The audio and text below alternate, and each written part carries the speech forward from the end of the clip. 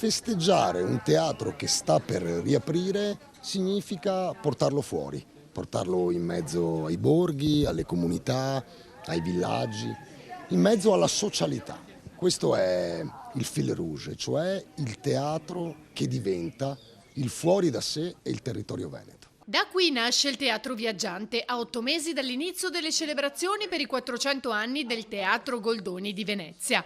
Un cartellone teatrale diffuso che toccherà 14 comuni del Veneto delle 7 province per un totale di 28 spettacoli. Portiamo un po' ovunque nel Veneto il meglio del teatro di questa regione, nazionale e internazionale. Un progetto promosso dal Teatro Stabile del Veneto con circuito Arte Ven, Comune e Regione, reso possibile grazie a investimenti privati, perché da sole le istituzioni non bastano. Attraverso la cultura e attraverso questo rapporto tra pubblico e privato promuoviamo la nostra comunità e tutte le produzioni e le eccellenze del nostro territorio. Per noi è un grande investimento verso il futuro per riannodare quel filo che si è spezzato con la pandemia con il pubblico dei teatri, per riportare la gente nei teatri e soprattutto per costruire una nuova relazione, un nuovo legame con un pubblico nuovo, giovane, che ci permetta anche di guardare con grande forza al futuro.